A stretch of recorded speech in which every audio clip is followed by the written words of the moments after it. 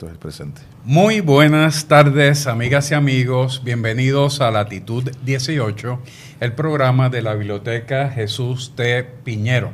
Como en ocasiones anteriores, me acompaña la licenciada Ivonne Lozada Rosas. Muy buenas tardes. Buenas tardes, Jaime. Hoy tenemos unos invitados especiales para estar tocando los temas. Vamos a estar hablando, y llevamos varios años hablando del tema de ambos temas. De la colegiación compulsoria, como sabemos, la semana pasada bajo una decisión del Tribunal Supremo con relación a la colegiación de los mecánicos a partir de una demanda. Vamos a estar hablando de eso. Pero también de la controversial renuncia del monitor de la policía, el monitor federal de la policía. Vamos a estar hablando un poquito, han surgido varios temas ahí que están algo candentes, pero vamos a tener una hora aquí, vamos a ver si nos da la hora hoy para discutir los asuntos. Puedo anticipar que se nos va a hacer poco el tiempo porque tenemos al licenciado Edgardo Román Espada, quien es el presidente del Colegio de Abogados de Puerto Rico, y además al profesor Iván de Jesús Rosa, del Colegio de Trabajadores Sociales, quien es también colega en la Escuela de Ciencias Sociales y Humanas. Así que bienvenidos. Muchas gracias. Ambos a este programa. Saludos, gracias. Programa Latitud 18. De la biblioteca del gobernador Jesús T. Piñero, que no se nos olvide, el primer gobernador electo aquí en el recinto de Carolina de la Universidad Ana Jiménez. Designado todavía. Sí. Bueno, vamos entonces a dar comienzo con este importante tema, con unos comentarios introductorios de los invitados sobre esta declaración de inconstitucionalidad que ha emitido el Tribunal Supremo con relación a la colegiación compulsoria de los técnicos y mecánicos automotrices. Sí. Bueno, esta semana, como conocimiento público, ha trascendido la determinación del Tribunal Supremo de Puerto Rico en una opinión dividida. Es importante destacarlo, en una opinión dividida en donde se declaró inconstitucional algunos de los artículos de la ley que crea el Colegio de Técnicos y Mecánicos Automotrices de Puerto Rico, particularmente lo relativo al pago mandatorio de cuotas y a la participación mandatoria, obligatoria de las personas que quieran practicar esa profesión en Puerto Rico como parte de su licencia para ejercerla. En esa determinación me parece importante destacar porque ha habido algo de confusión. La jueza que escribe la opinión mayoritaria, la jueza Charneco, hace unas expresiones. Los que nos están escuchando quieran verlas al final de la página 24, al comienzo de la página 25 de la opinión, hace unas expresiones haciendo referencia a otros profesionales. Y veamos el contexto. Hay cerca de 30 proyectos de ley que no han sido aprobados para lograr esto mismo en relación con todos los colegios profesionales y de oficio en Puerto Rico. Así que aquí en Puerto Rico recientemente hemos visto alguna discusión, sobre todo en el marco legislativo, pero ahora es el Poder Judicial que a través de la juez Charneco hace una expresión de que una determinación similar debería ocurrir en relación con los demás profesionales. Pero ciertamente la decisión se limita a los mecánicos automotrices, conforme le expresa el juez Estrella en una opinión concurrente, que es parte de la mayoritaria, y debo destacar que el juez Ángel Colón hizo una opinión, me parece a mí que muy correcta, disidente, señalando la importancia social que tienen los colegios profesionales en Puerto Rico y la necesidad de que sean de la manera en que han existido desde su comienzo. A mí me gustaría abundar más con relación a ese tema, porque quizás el público en la calle no entiende muy bien cuál es la pertenencia de esta controversia en la realidad de su vida. Y todas las profesiones, o sea, se justifica que todas las profesiones estén colegiadas, que estén reguladas, cuáles no. Hay un interés con relación a los derechos de los ciudadanos, pero también de los profesionales que están siendo regulados y están organizados bajo estas organizaciones. Sí, uno de los aspectos fundamentales que ha establecido el tribunal es que para limitar el derecho, ¿verdad?, a la libre asociación, tiene que haber un interés apremiante del Estado para limitarlo y así obligar a los diferentes profesionales a pertenecer a un gremio, en este caso, colegios profesionales. En el caso del trabajo social, y coincidimos en que la realidad en muchas otras profesiones, entendemos que el interés apremiante existe en la medida en que la colegiación compulsoria es fundamental para poder regular a la profesión. Y nosotros como profesionales del trabajo social, en la medida que existimos como colegio, con colegiación compulsoria, podemos autorregular la profesión. ¿Qué implica esos elementos de regulación? Implica el establecimiento de códigos de ética que le garantizan a la ciudadanía que se le está ofreciendo un servicio de alta calidad. Elementos vinculados con la educación continuada de los profesionales, que el que te está ofreciendo el servicio cuenta con el conocimiento teórico y técnico especializado para hacerlo con una alta calidad, y también elementos vinculados con el establecimiento de los más altos estándares profesionales. Nosotros consideramos que esos son algunos aspectos vinculados con el interés apremiante, eso sin señalar el aspecto vinculado ya más propiamente a elementos de administración pública. Pensándolo propiamente en administración pública, ¿qué le conviene más al Estado? ¿Que existan colegios profesionales o que las juntas reglamentadoras sean quienes rijan los destinos exclusivamente de la profesión? Pues si hacemos ese análisis, vemos, al menos en el caso del trabajo social, nosotros le hemos referido en los últimos 10 años a la Junta Examinadora sobre 30 casos de ética para que ellos lo evalúen y determinen si es meritorio eliminar las licencias. En esos últimos 10 años, de esos 30 casos, apenas 8 se han atendido. Estamos hablando que sobre un 70% de los casos no se han atendido. Que eso en gran medida nos deja ver la inhabilidad que ha tenido históricamente el Estado para regular estas profesiones. Cuando lo vemos en el caso del colegio, tiene a unos profesionales, actualmente nosotros tenemos como en nuestras comisiones capítulos sobre 350 profesionales de forma activa, participando en comisiones, participando de capítulos de forma totalmente gratuita para el Estado. Entonces, en un contexto de crisis económica donde sabemos que la política, una de recortes fiscales, desde el elemento de administración pública, ¿qué lógica tendría el que el Estado en estas circunstancias tenga que asumir una responsabilidad que históricamente no ha sido capaz de asumir con los costes económicos que se implica? Eso sí lo vemos desde el punto de vista de administración pública. Sin embargo, nosotros también tenemos una visión que en el big picture, por ponerlo en algunos términos, estos elementos de la descolegiación no se pueden ver como aspectos exclusivos de qué es lo más que le conviene en elementos de administración pública. También hay unos elementos ideológicos que están detrás de estos procesos, que tienen que ver con, ¿verdad?, ese proyecto societario neoliberal que se impulsa desde el Estado. En la medida en que las pasadas administraciones públicas han asumido desde nuestro análisis como colegio el proyecto neoliberal, que implica lo que nosotros llamamos la mercantilización de los derechos humanos, ¿verdad? Cómo cada vez se priva más la educación, cómo cada vez se priva más el acceso a la salud como un derecho humano. Una de las estrategias principales de ese proyecto neoliberal es eliminar cualquier elemento de resistencia que existe en la sociedad.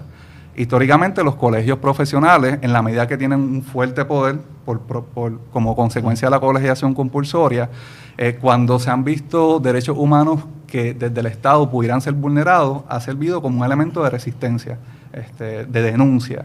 Y siendo una de las principales estrategias de ese proyecto neoliberal la desestabilización y desintegración de la sociedad civil como resistencia, nosotros consideramos que en gran medida estos esfuerzos por eliminar no tan solo la colegiación compulsoria de los abogados, sino de todas las profesiones, se enmarcan en ese proceso, que no lo podemos desvincular porque entonces estaríamos pensándolo como algo vinculado solamente a la libertad de asociación o elementos de administración pública, y hay otros elementos que son de mucho más peso y aún así están presentes. Claro.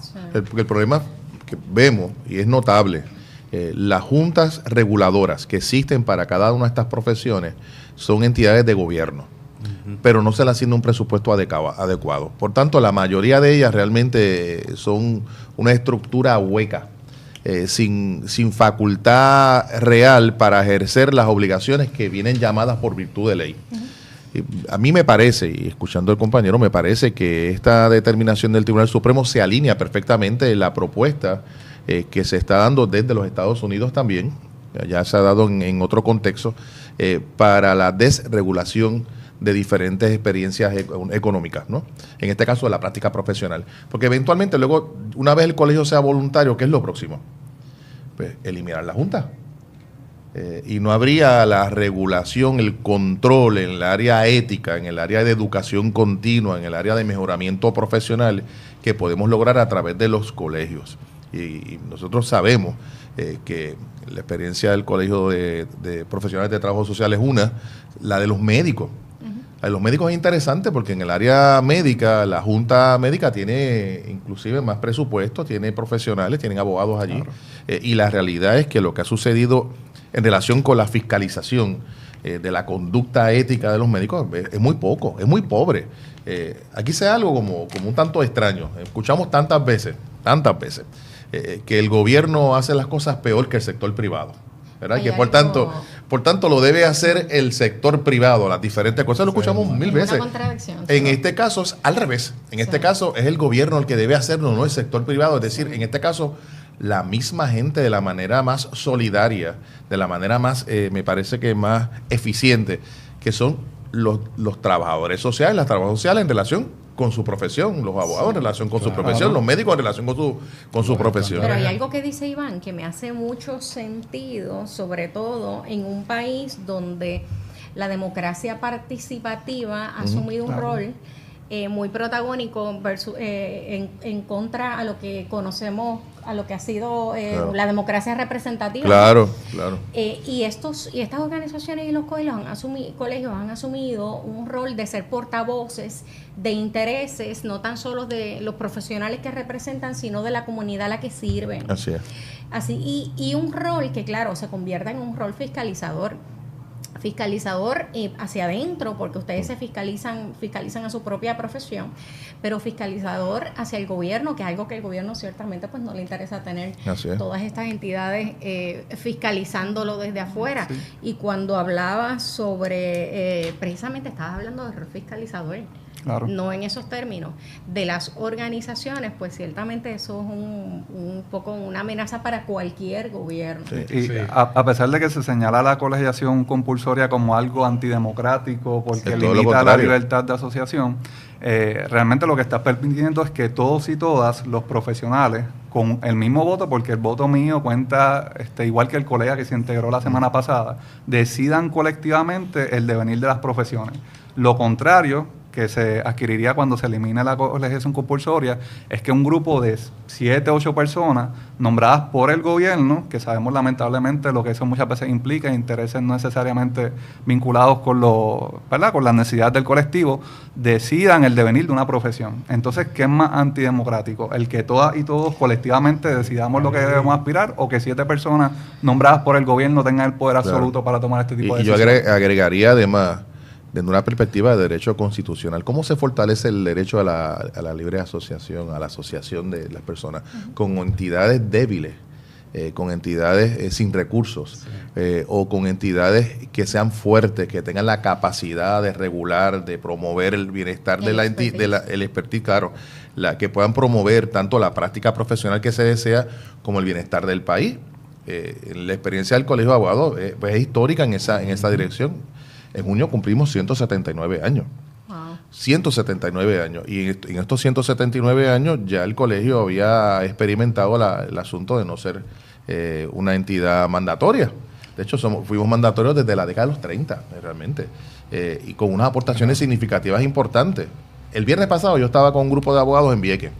Y venimos a hacer un trabajo en relación con el tema de Vieques. Hoy vamos a estar bregando con el tema de la educación. Recientemente hemos estado bregando con asuntos relacionados con la cuestión del ambiente, que tienen que ver con la vida jurídica. Pues por supuesto que tienen que ver con la vida jurídica, pero tienen que ver con el bienestar del país.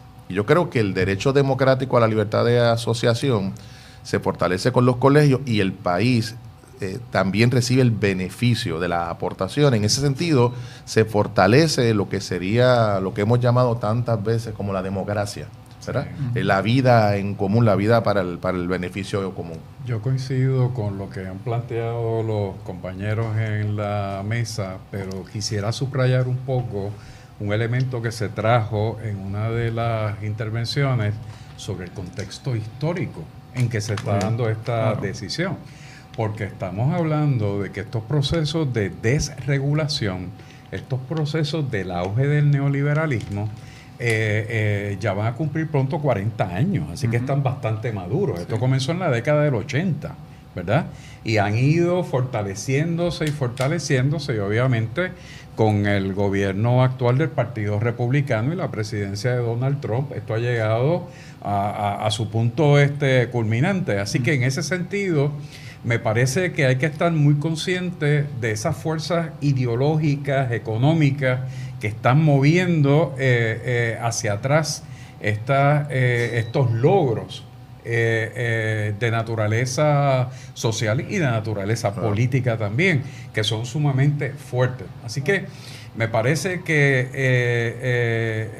lo que tiene que ver con las garantías que la colegiación, el establecimiento de estos estándares le provee a la sociedad, va muy por encima de la cuestión esta de las cuotas y lo que se ha alegado como la justificación para entonces intervenir en este proceso. Pero lo que quería subrayar es el contexto histórico en que se da, porque en el caso de Puerto Rico apenas es un reflejo de un proceso mayor que se viene dando no solamente en los Estados Unidos, sino alrededor del mundo, que es ese cierre del espacio participatorio político, que es lo que entonces responde ¿a qué? A la participación ciudadana comunitaria. Y por ahí hay que ver el proceso democrático. Y más en nuestro contexto particular con el establecimiento de la Junta de Control Fiscal, que va a tener unas determinaciones sumamente severas en lo que tiene que ver con la provisión de servicios fundamentales a la ciudadanía. Sabemos lo que está pasando con nuestras escuelas y el cierre de escuelas, lo que está pasando con las jubilaciones de nuestros viejos y viejas, que en este contexto particular se hace necesario organizaciones profesionales fuertes con un dominio conceptual e histórico de lo que está pasando para hacer esa defensa de esos derechos humanos que son fundamentales para todo aquel profesional, porque un elemento principal de la ética, que creo que es transversal a todas las profesiones, es garantizar y procurar el bienestar de la ciudadanía. Y en esa medida, ¿verdad?, nosotros y nosotras como organizaciones profesionales estamos llamados hacia hacerlo. Y de igual manera el asunto gremial. Yo creo que esto es importante, porque hay unas premisas en el país de que porque uno es un profesional, digamos, del derecho, de la medicina, el dentista, etcétera, está en una condición económica boyante, ¿verdad?, privilegiada. Y la realidad es que nosotros hemos estado viendo, y de hecho tenemos un estudio al interior del colegio con una encuesta, un proceso que hemos denominado de precarización de la práctica profesional, que no tiene que ver únicamente con los abogados. Les voy a dar un par de datos. Nosotros sabemos que los jóvenes que están graduando de las escuelas de derecho, en el caso de los abogados de las dos universidades privadas, no de la del Estado, en promedio terminan con una deuda de sobre $100,000. Sabemos que la inmensa mayoría de la gente que estudia derecho no pasa la reválida. Son datos objetivos, ahí están. De hecho, cerca de 2/3 partes.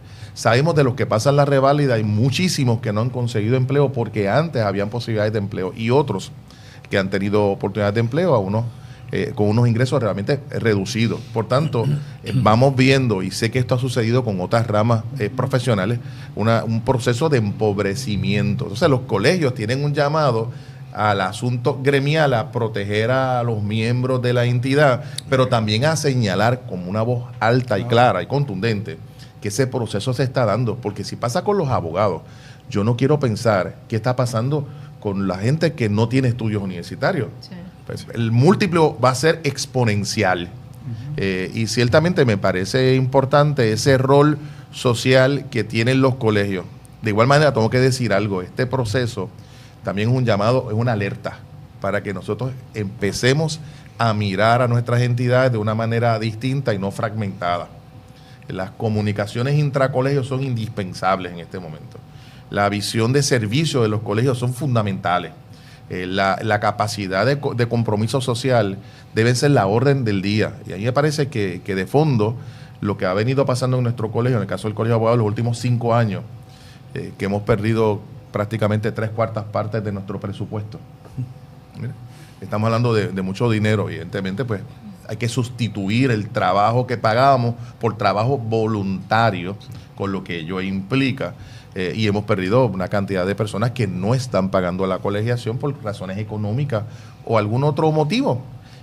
Pues ciertamente pudiera ser la realidad de muchas otras entidades. Los ajustes que hemos tenido que hacer me parece que van a ser eventualmente los ajustes que harán otras entidades, pero hay que incluir el elemento de la solidaridad intracolegio. Sí.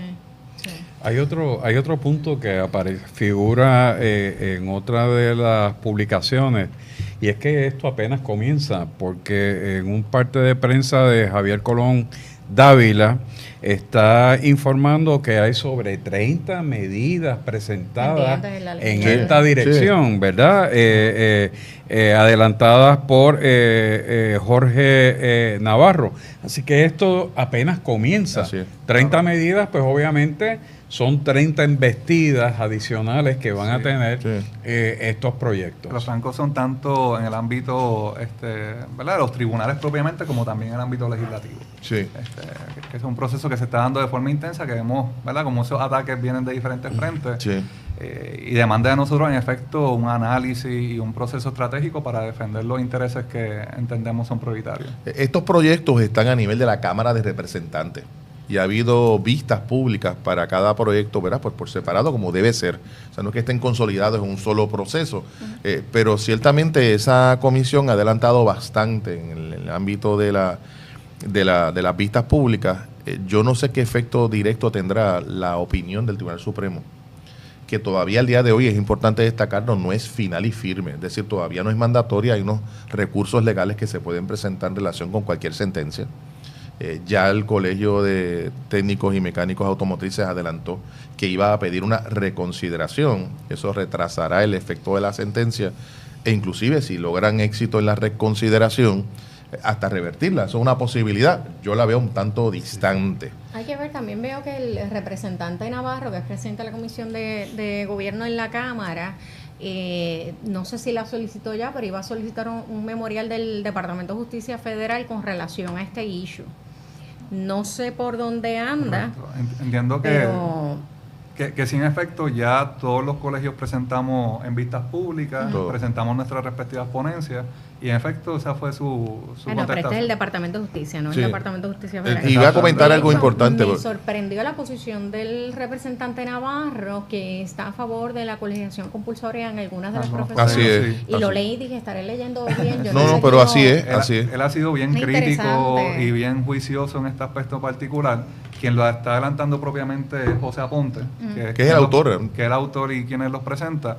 Pero la experiencia, y hay que ser honesto. José Aponte, que fue presidente de la Cámara, que también tiene poder y tiene su gente en el hemiciclo. La realidad es que desde la perspectiva de nosotros se ha dado un análisis hasta el momento bastante pausado y consensuado. Vamos a ver que los informes, si bajan positivos o negativos ante esta determinación, que todavía la comisión no ha radicado informes.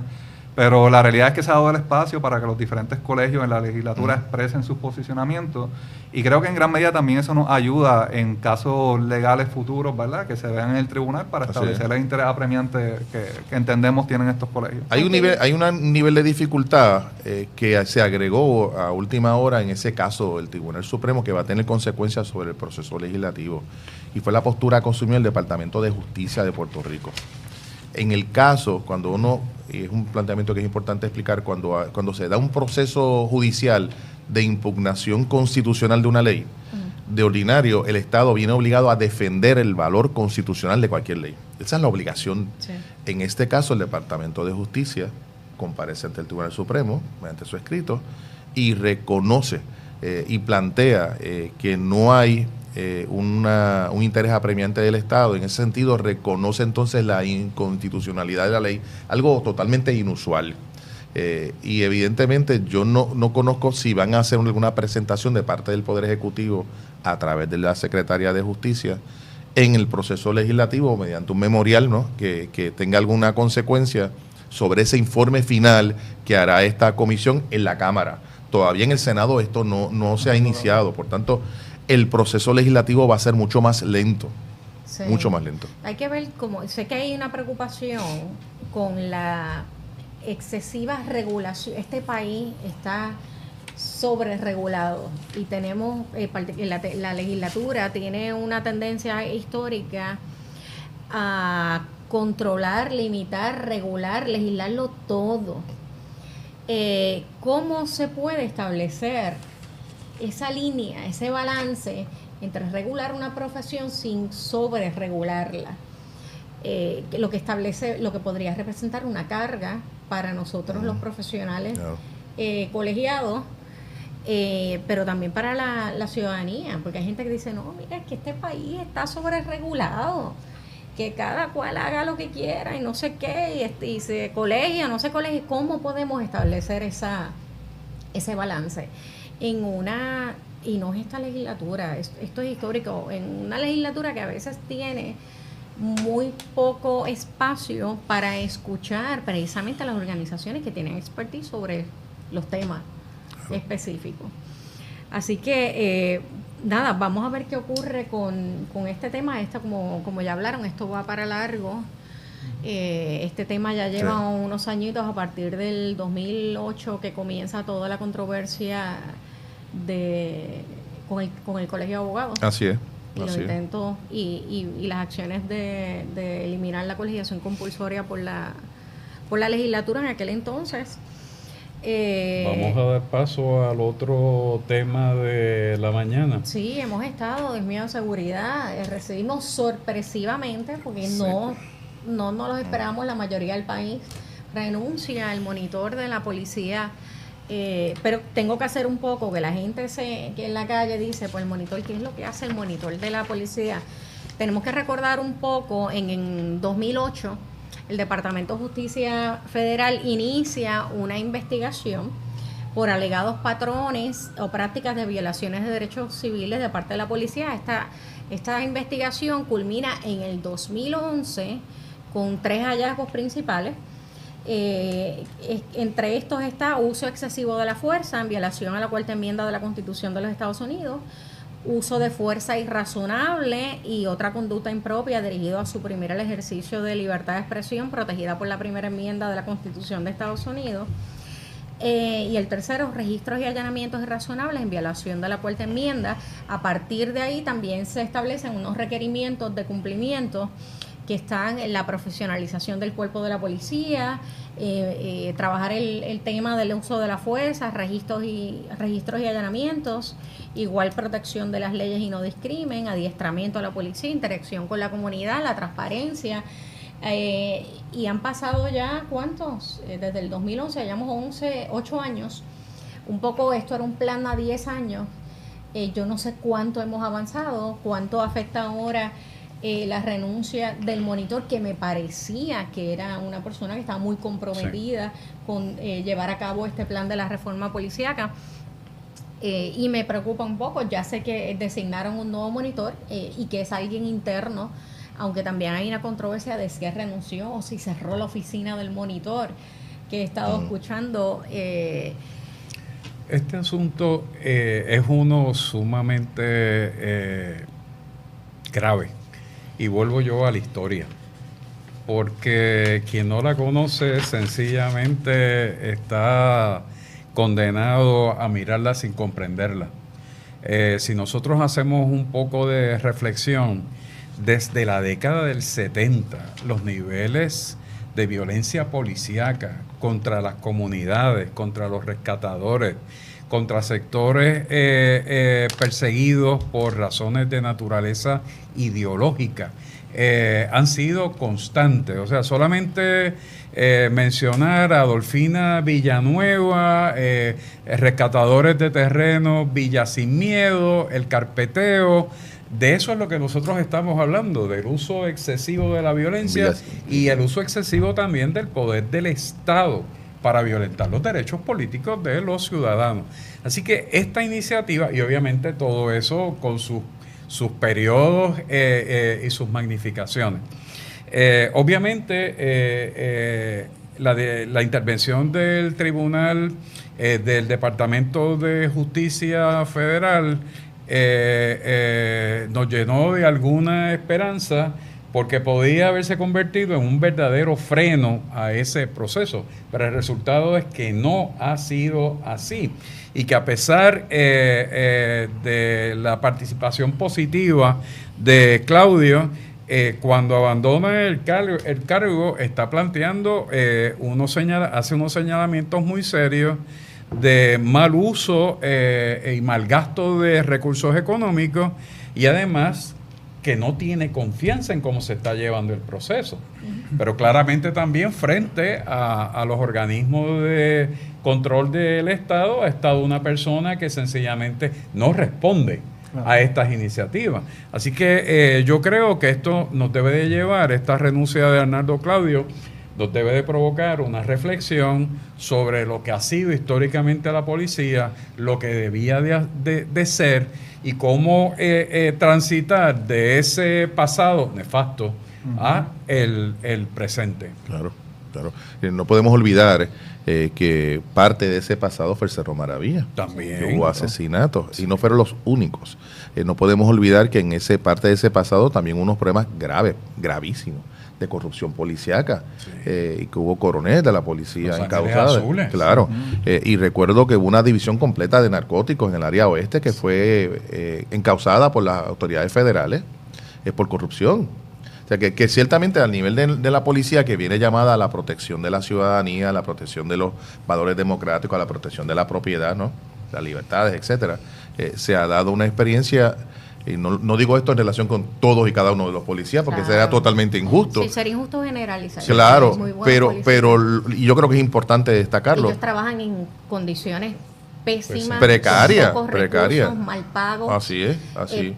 No están preparados quizás de la mejor manera. La policía. Sí, así es, pero ciertamente también había un problema de controles internos. Sí. Entonces, cuando había algún grupo, a veces funcionaban como grupo. Pues de eso conocemos, ¿verdad? De la historia, funcionaban como grupo organizado, era crimen organizado al interior de la policía. Pues ciertamente ese elemento, esa falta de control, era indispensable erradicarla. Y la manera en que se está manejando, y esto hay que tenerlo bien claro, es una demanda que presenta el gobierno de los Estados Unidos en relación a la policía a través de su división de derechos civiles del Departamento de Justicia. Y hubo unos acuerdos, y esto es importante, hubo unos acuerdos, y el monitor estaba para velar por esos acuerdos, y esos acuerdos han sido incumplidos. Esa es la realidad que tenemos al momento, y ahora le agregamos el elemento desconocido para muchos, por lo menos yo lo desconocía, del costo que ha significado todo un proceso que no ha tenido el resultado que deseamos, y ese es el motivo de la renuncia. Y entonces creo que esto ha destapado un asunto que nosotros tenemos que discutir, que se ha visto en otras ramas de gobierno y en otros procesos de reforma.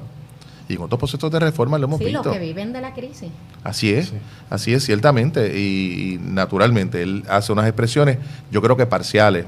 Me parece que Claudio no ha dicho todo lo que sabe. No lo dijo. Fue una expresión corta. Quizás nunca lo sepamos.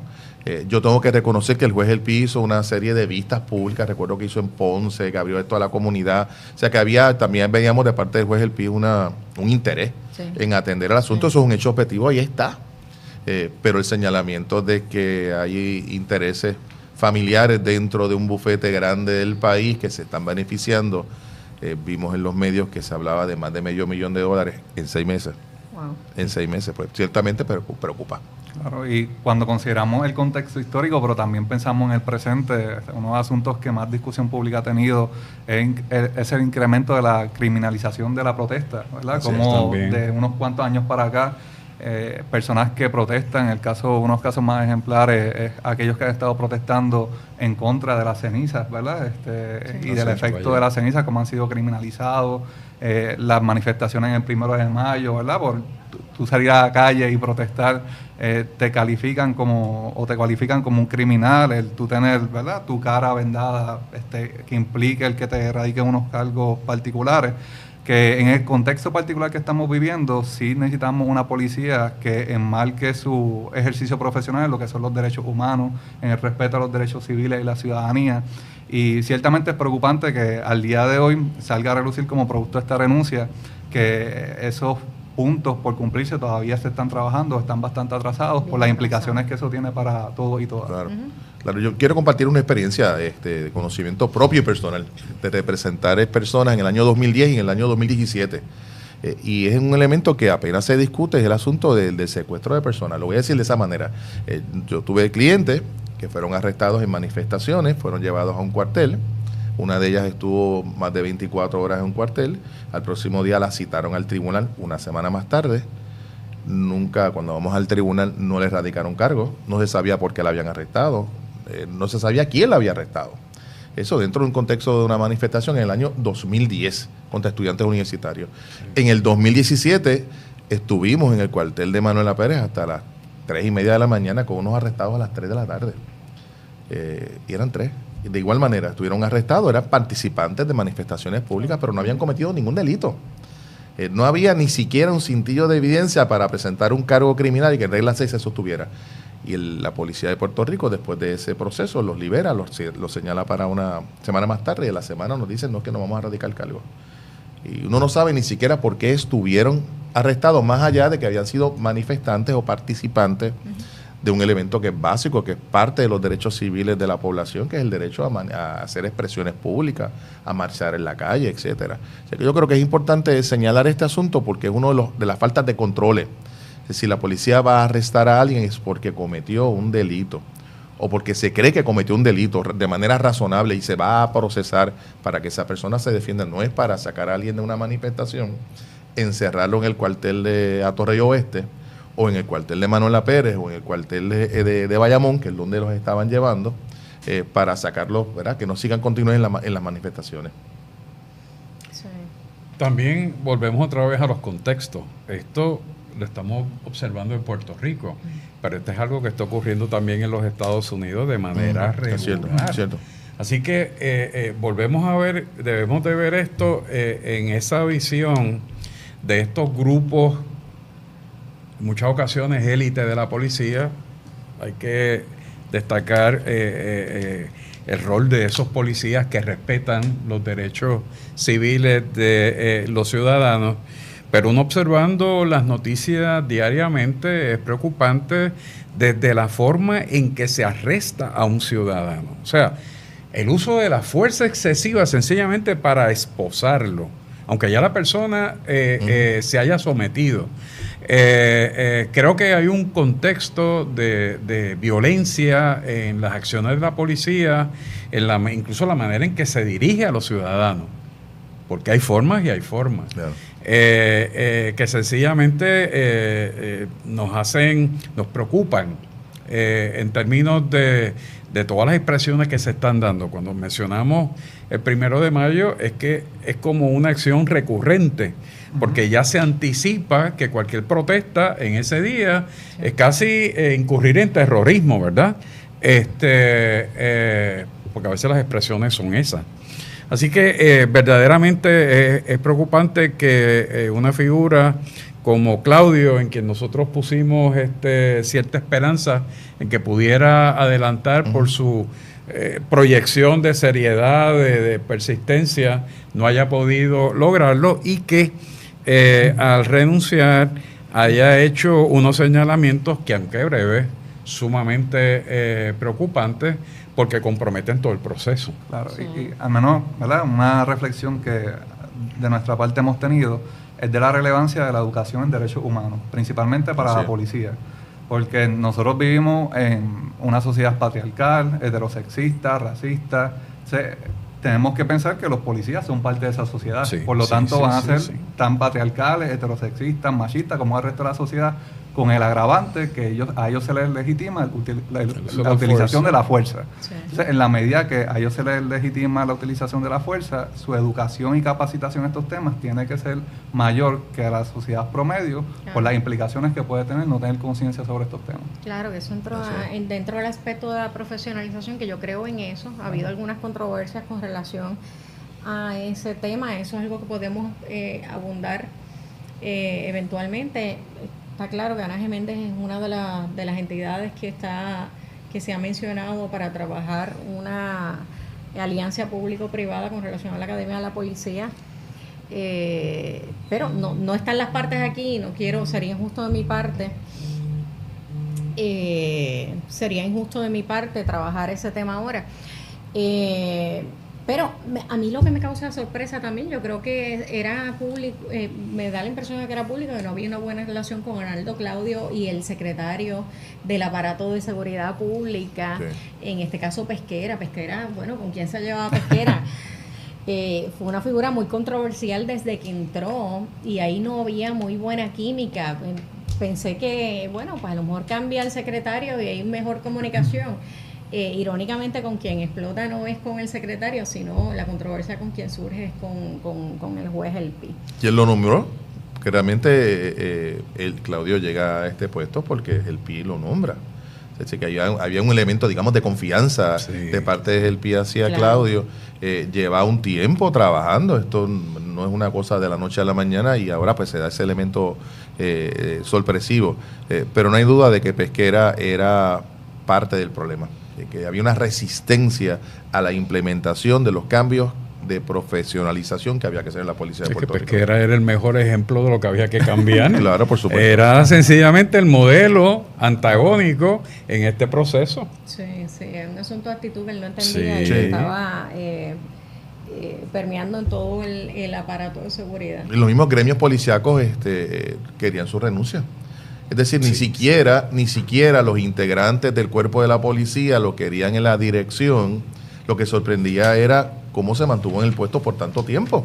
Sí. Porque realmente representaba un problema de administración pública en la medida en que era la línea de resistencia en relación con unos acuerdos que se habían llegado en la Corte Federal.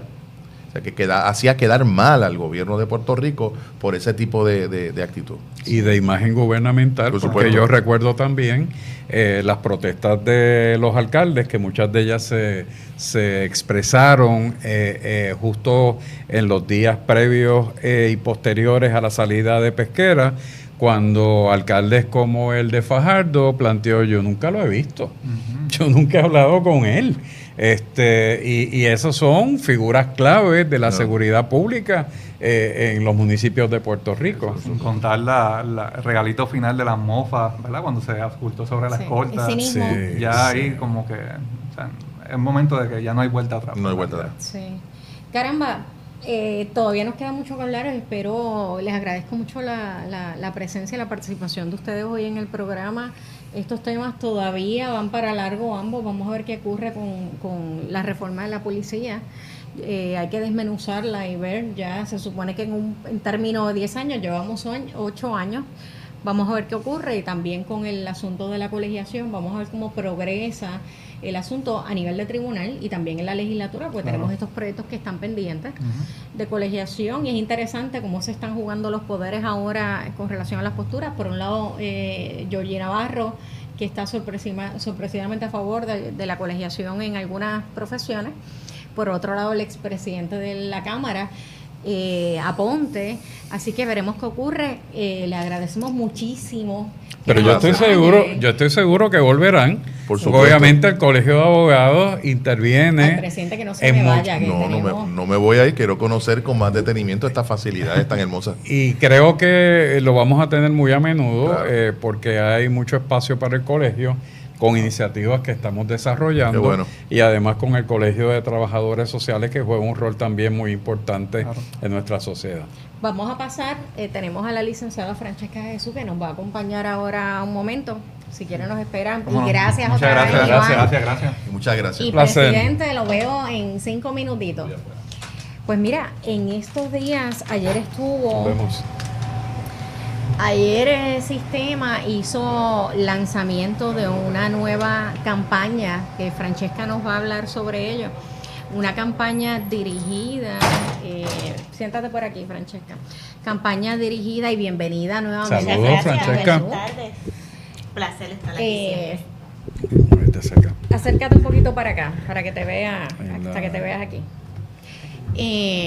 Francesca ayer dio inicio a una campaña muy interesante, súper chula, carismática. Se llama, ¿cómo se llama la campaña? Tuvimos el lanzamiento de la campaña Es Posible, que es una propuesta que tiene la institución, y el área de relaciones públicas está trabajando lo que es los aspectos en cuanto a la sensibilidad que hay que tener y a la aceptación dentro de lo que es el marco de las personas con DID, que es deficiencias en el desarrollo.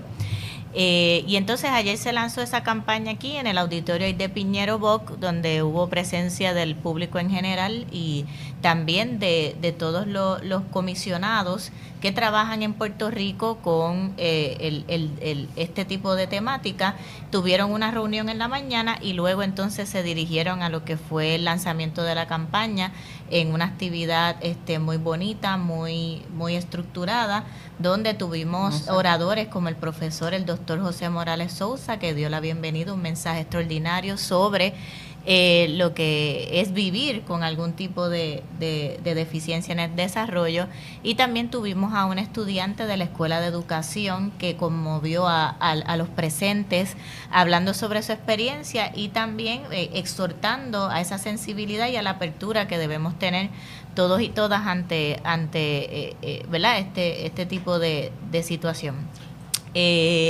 El mensaje va dirigido en esta campaña. De igual manera va a haber unos adiestramientos a patronos sobre cómo en el área laboral debemos trabajar para poder darle esa equidad que estas personas necesitan para poder desarrollarse. Y el lema de es posible es que es posible que yo pueda hacer este trabajo, es posible que yo alcance mis metas, es posible que yo alcance mis sueños. Y esa campaña es también para concienciar a este grupo de personas dentro de nuestra sociedad que nos enriquecen día a día, pero que ellos también sepan que tenemos esa apertura y que ellos tienen todas las oportunidades igual que todos y todas nosotras. Oye, me encantó la campaña, que es simpática, una campaña muy sensible para esta población. No sabía que también trabajaban lo de adiestramientos a patronos, pero la misión principal de la campaña es reclutar. ¿Cuál es la? Tiene varias fases. La primera fase es la fase de los medios, donde hay una campaña de medios con distintos aspectos relacionados a las personas de ID para sensibilizar. Es una campaña que está en redes sociales y también va a estar en cines y unos anuncios que está trabajando la Universidad Ana G. Méndez, porque también se incluyen a los dos recintos hermanos de Turabo y de Cupey.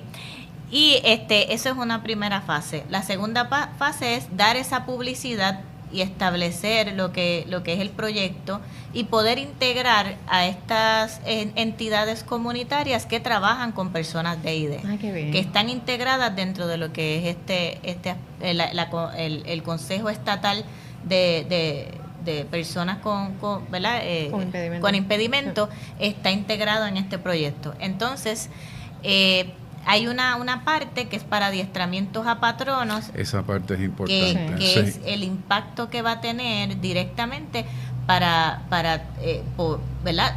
Que se promueva el que podamos reclutar en empleo a personas con. ¿Ya hay alguna actividad adelantada para los patronos? Ya hay unos talleres programados que ellos van a estar trabajando. Claro, la señora Ivonne Arroyo es la que está trabajando directamente con esta propuesta, y también la compañera Diana Colón, directora ejecutiva del Centro de Empleo y Emprendimiento, y la señora Mayra Ferrán, que son los que están trabajando de lleno en el proyecto. Pero sí, ya hay unas fechas y hay unos espacios que se están proveyendo para esos talleres. Ok, abierto al público en general, sector privado. Sector privado, público, gobierno, todo lo que implica que pueden ser patronos para reclutamiento. Y para más información, o si un patrono está interesado en tomar estos talleres o sus empleados, ¿a dónde deben comunicarse? Se pueden comunicar aquí a la institución con la señora Ivonne Arroyo directamente, y entonces pues para coordinar si quieren participar y para ver el calendario, las fechas y todo lo demás de Ivonne Arroyo en la oficina de Ivonne Arroyo en rectoría, públicas. en la oficina de Relaciones Públicas. Correcto. Al 787-257-7373, la extensión 2001 2004. Sí, porque tenemos un gran interés en motivar también a los patronos en que puedan facilitar este tránsito. Claro. Exacto. Y pues fue una actividad, pues como les dije, muy interesante, muy, como también lo describió la compañera Ivonne Lozada, donde honestamente quien no fue tocado por esos mensajes que que dieron estos compañeros allí, la estudiante Ana y el profesor José Morales Sousa, en realidad pues le falta algo de humanidad, porque allí todos salimos conmovidos de alguna forma. Sí, es difícil que no ocurra eso. Pero nada, de verdad que mucho éxito, estuvo extraordinario. Y como tú dices, le toca la fibra humana a cualquiera, a todos. ¿Y qué otros eventos que ha estado ocurriendo? Ya estamos casi finalizando, vienen las graduaciones también. Es correcto, así que pronto. aquí ya tenemos fecha para nuestra graduación en el recinto de Carolina, en el centro de convenciones Dr. Pedro Rosselló González. Va a ser el 14 de junio. Allí pues ya los estarán citando a todos esos graduandos y graduandas para que se den cita allí desde tempranito, a las 8 de la mañana o antes, para que entonces ya se vayan preparando. Preferiblemente antes de las 8 de la mañana. Así que esa es nuestra fecha de graduación. Hoy tuvimos la presentación de la pieza Ana G. Méndez, La Mujer, la Historia, la Leyenda. Tuvimos un público mayor de facultad porque hoy se celebró el Día del Maestro. Eso surge la obra a partir de que estamos celebrando este año los 111 años de doña Ana González Cofresí, y también mejor conocida como Ana G. Méndez, pero también el 70 aniversario de sistema, lo que hoy es la Universidad Ana G. Méndez. Correcto. Así que en base a eso y por parte de una aportación de la institución y de la Escuela de Ciencias Sociales y Humanas y las diferentes escuelas de la institución, unimos un grupo de talentos de facultad y estudiantes que estuvieron hoy presentando esta pieza artística que incluyó declamación, narrativa, actuación, danza, música. Así que la retroalimentación ha sido muy positiva, así que esperen que ya vamos a tener otra función el próximo semestre en el mes de entre agosto y septiembre, que ya la solicitaron, así que estaremos Los participantes fueron profesores y estudiantes. Facultad, algunos asociados y por lo menos dentro de lo que es el elenco, pues hubo una integración entre facultad, estudiantes y administración. Y aquí entre nosotros, fue una sorpresa la capacidad artística que tenemos. Bueno, esta es la cuarta pieza artística. Pero eso es natural en los puertorriqueños. Sí, y aquí en este recinto hay mucho talento, los compañeros también se lucieron y lo gozaron muchísimo, y eso es lo más importante, disfrutarnos estos procesos. Este libreto, el guión fue escrito por la doctora María Isabel Báez Arroyo, profesora de la Escuela de Ciencias Sociales y Humanas, producida por esta servidora, y tuvimos distintas aportaciones de facultad y estudiantes. Así que eso fue algo trascendental hoy. Simpático, y qué chévere que se va a repetir ahora para los estudiantes de nuevo ingreso que estarían entrando ya ahora en agosto, septiembre. Sí, el propósito es que de alguna forma es una pieza histórica porque tiene toda la narrativa es basada en la historia del sistema, claro, enfocado en lo que es la imagen y el legado que ha dejado nuestra fundadora, doña Ana G. Méndez. Y así pues va evolucionando hasta lo que es hoy la Universidad Ana G. Méndez. Mira, y qué bien que la universidad tome ese tema de rescatar la memoria histórica del país y de la universidad, de figuras como doña Ana, que de eso estábamos hablando, ¿no?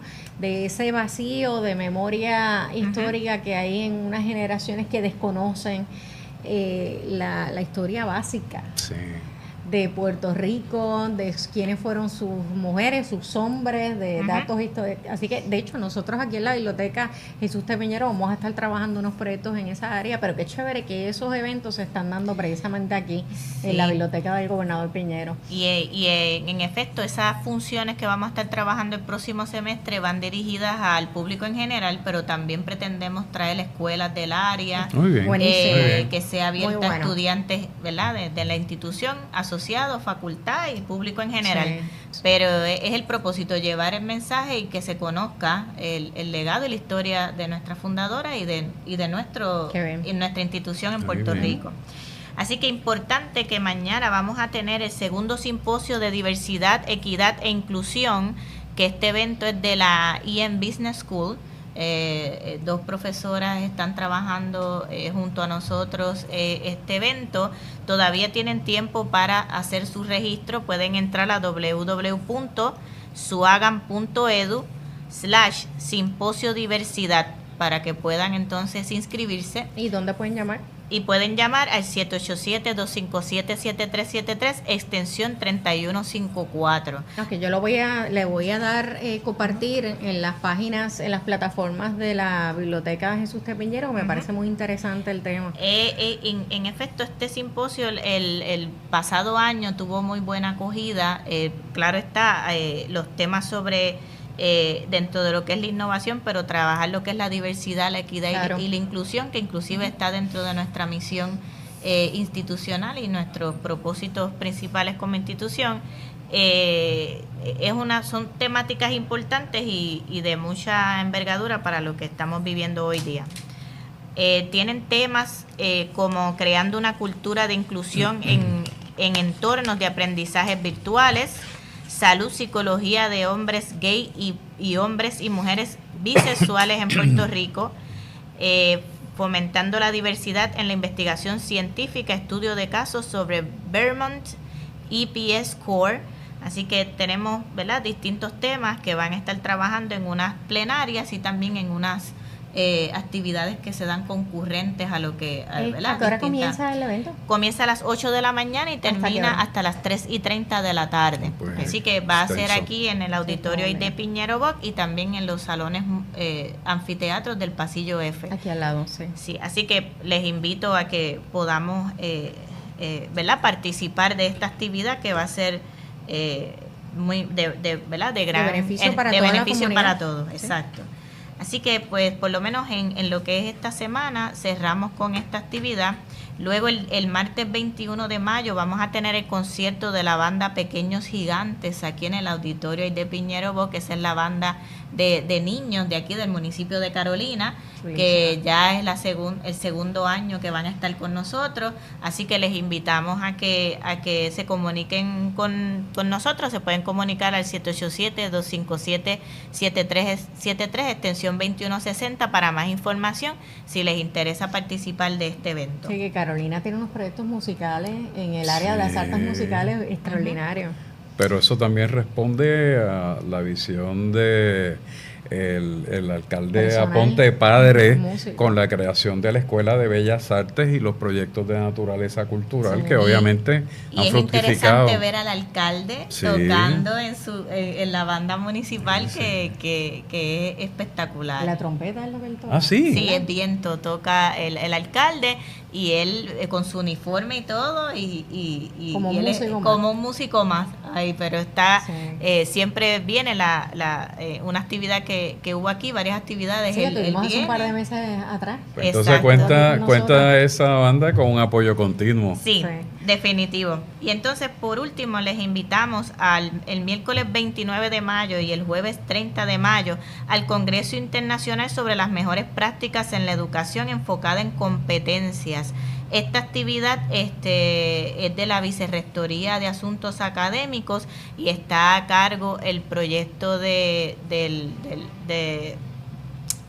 la Vicerrectoría, que trabaja con todo lo que son competencias. Así que les invito a que puedan participar y se pueden comunicar de igual manera al 787-257-7373, extensión 2160, para más información en relación a este congreso, que de igual manera va a estar muy interesante y que nos trae este nuevo enfoque a lo que nos estamos dirigiendo en lo que es la parte académica en la institución, en trabajar en lo que es saber ser, saber hacer, ¿no? Y que podamos fomentar todo esto y poder tener esa evolución académica que necesitamos acorde a nuestros tiempos. Así que pues tenemos una programación diversa.